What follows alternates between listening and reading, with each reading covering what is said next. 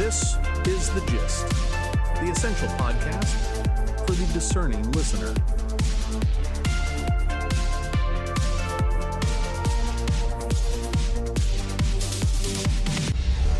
Hello and welcome to The Gist. Today is Sunday, August 23rd, 2026. I'm John. And I'm Mary. We are your smart friends on the go. Let's dive into today's news. We start with a massive trade war that just went up in North America. At midnight on Friday, the United States slapped 50% tariffs on about $20 billion worth of Canadian goods. Bilateral trade talks have completely collapsed. United States Trade Representative Jameson Greer claims Canada walked away from their commitments at the last minute. But Canadian Prime Minister Mark Carney says the United States made sudden, uneconomic demands. Carney immediately suspended negotiations. He is promising dollar-for-dollar retaliatory tariffs. This brings us to the gist view for today. Let's look at who actually benefits here, because it certainly isn't the consumer. Exactly. This breakdown wasn't really about basic trade math. It was about political leverage and internal disputes in Washington. It was also about Canada fiercely protecting its dairy industry. Right. Canada uses a system called supply management. They tightly control how much milk is produced to keep prices high for domestic farmers, which blocks foreign competition. That system fundamentally distorts the free market, and it practically invites Washington to strike back. But when tariffs are used as blunt political weapons, it's just a massive tax on the public. Supply chains are already stressed. Now, everyday people will pay more at the checkout counter. So who wins? Prime Minister Carney gains domestic political survival, refusing to bow to foreign pressure look great to voters. Politicians win the news cycle, and shoppers bear the cost of the volatility. Moving to the global overview. Let's talk about artificial intelligence and how much it costs to control the future. Alibaba just announced a $10.2 billion share placement in Hong Kong.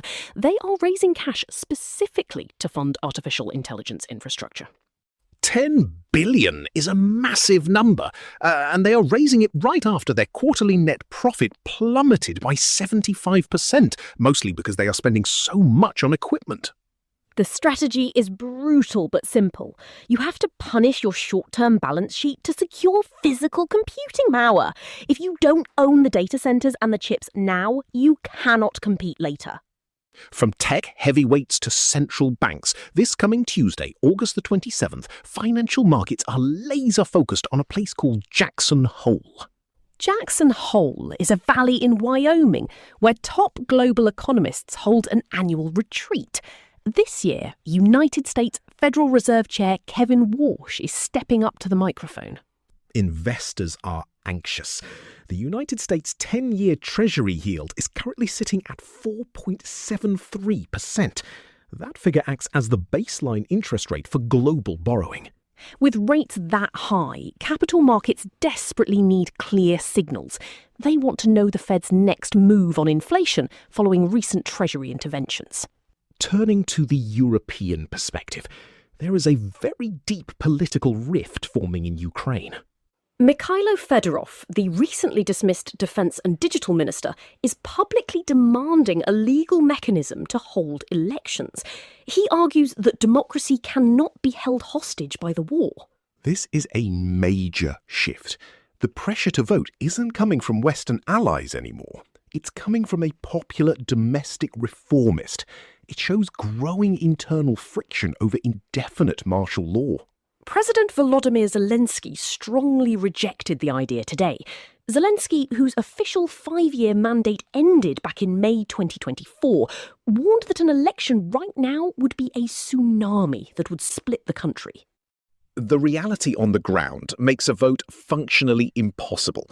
Millions of Ukrainians are refugees, frontline soldiers are under continuous Russian artillery fire. You simply cannot organise a secure, representative election under those conditions. Down in Italy, we are seeing the end of summer counter-exodus. Millions of Italians are driving home from their August holidays. And infrastructure operators are cashing in on the traffic jam. Diesel prices on Italian highways just surged past €2.2 per litre. That is a massive spike compared to local roads. It perfectly demonstrates how toll road operators leverage captive demand. Drivers stuck on the highway have no other choice, so stations extract premium prices. Elsewhere in Europe, we are seeing a fascinating climate adaptation strategy. Emergency teams in Germany and Belgium are dealing with deep, long-lasting peat fires. Peat is basically thick layers of decaying plant matter in the soil. When it dries out, it smoulders underground and is incredibly hard to put out. To fight it, crews are intentionally maintaining flood barriers. They are keeping the land flooded to drown the fires. Finally, a quick sports note. The World Equestrian Championships just wrapped up in Aachen, Germany. The home crowd was disappointed. German show jumpers missed out on individual medals.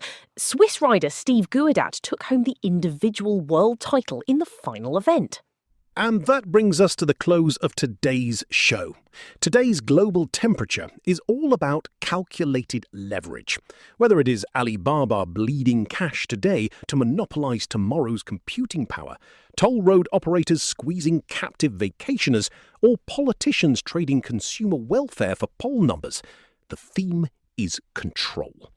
Those who dictate the flow of vital resources, be it artificial intelligence chips, highway fuel, or political narratives, are the ones writing the rules of the game. Exactly.